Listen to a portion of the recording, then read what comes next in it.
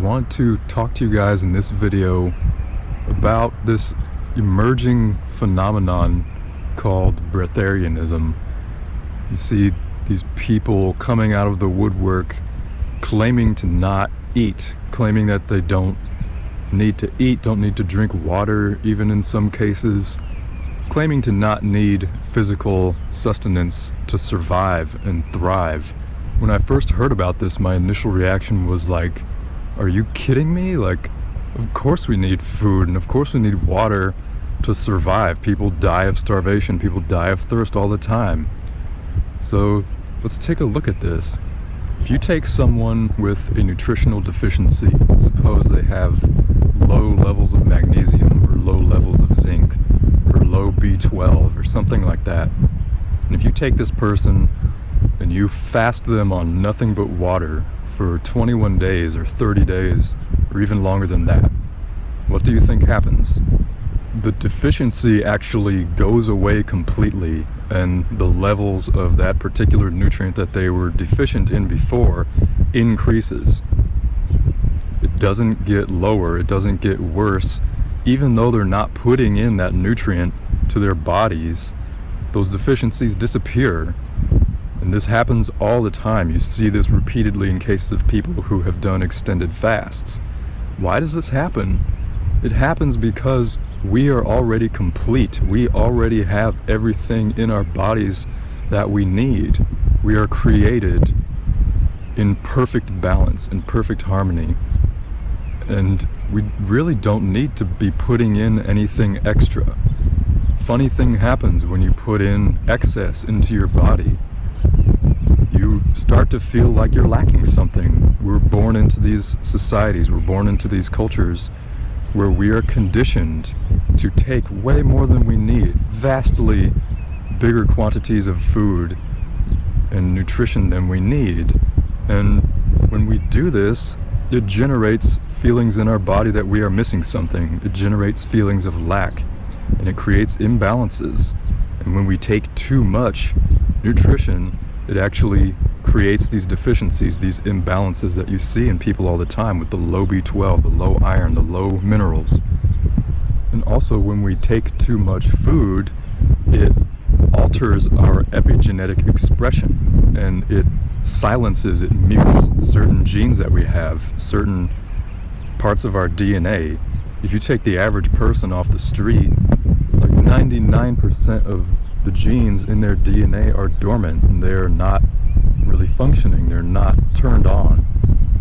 But if you take that same person and you fast them on water for an extended period, or if you get them to do a dry fast, you will see a lot of those genes activate, and this changes their epigenetic expression in a way that certain hidden capabilities, human capabilities, things that we're already programmed at birth to have, these get turned on, they get activated, and some really extraordinary things can happen.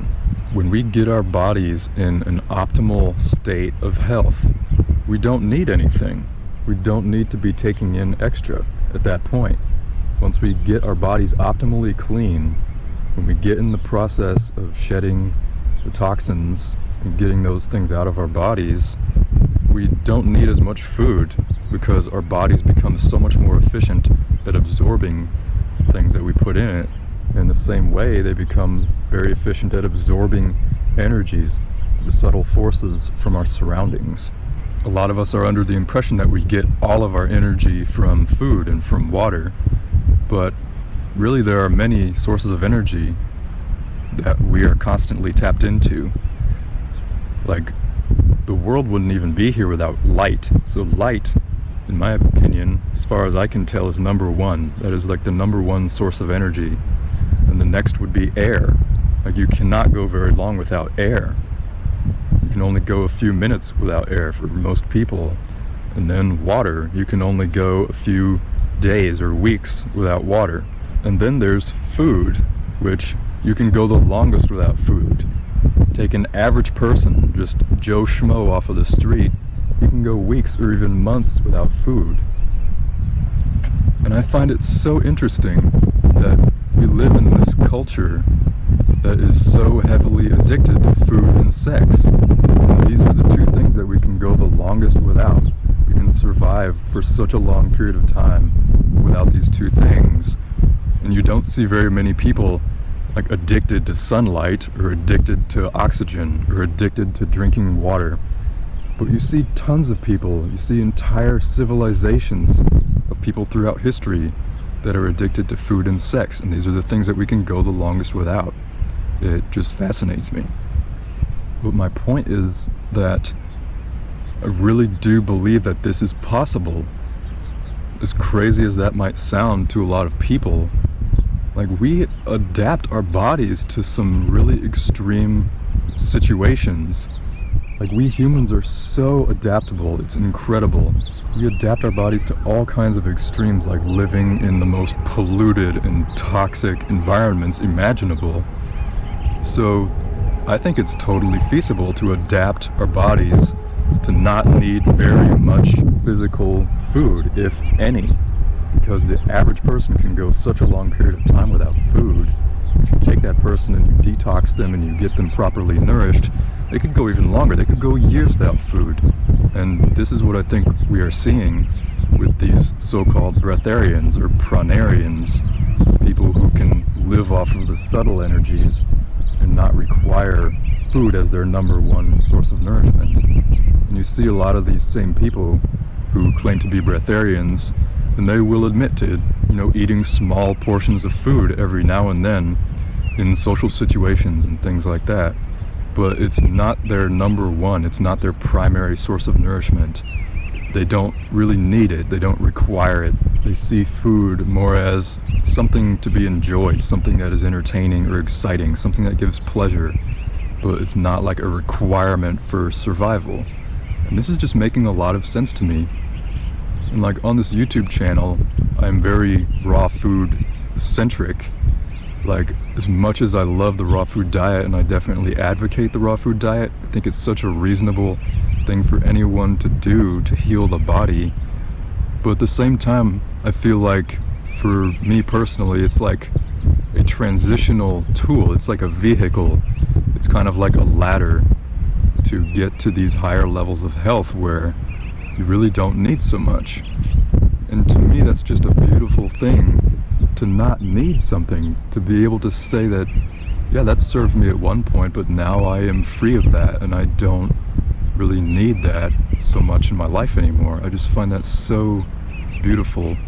So I definitely feel a resonance within myself about this lifestyle, that I'm seeing these people just sort of emerging and claiming to live this way, and it's just fascinating to me.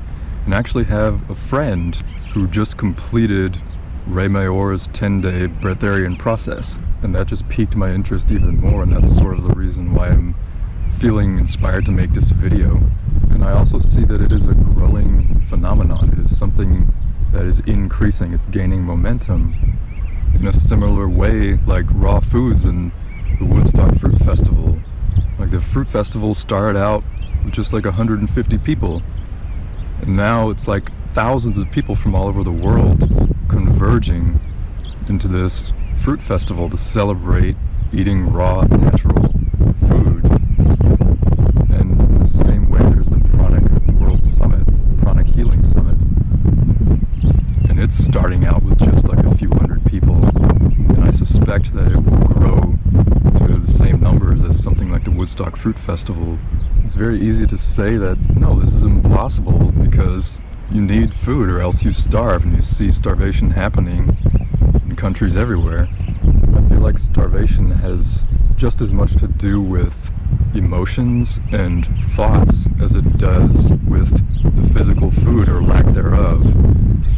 Fortunately, in a lot of these countries where starvation and a scarcity of food has been installed and created in these cultures, so have certain thought patterns and transgenerational emotional baggage from the traumas and the persecution and the atrocities committed against these people. If you combine those emotional traumas and those thought patterns with the scarcity of food, then you create starvation, then you create death. But if you take a different person who has healed through all of their emotional trauma and all of their negative thought programming from their culture, and you fast them, then they don't starve. They get in tune with higher frequencies of energy, and they feel more nourished and they feel more alive. And this, I think, is the crucial difference between people who are seemingly able to succeed on this breatharian, pranarian lifestyle and people who are starving to death in the world. Just listening to a lot of these so-called breatharians speak on their experiences, they all seem to agree, at least mostly agree, that it's not the fasting that got them to where they are with their health. It's not the act of deliberately not eating that enabled them to achieve such a thing of not requiring food. Instead, it's the emotional healing.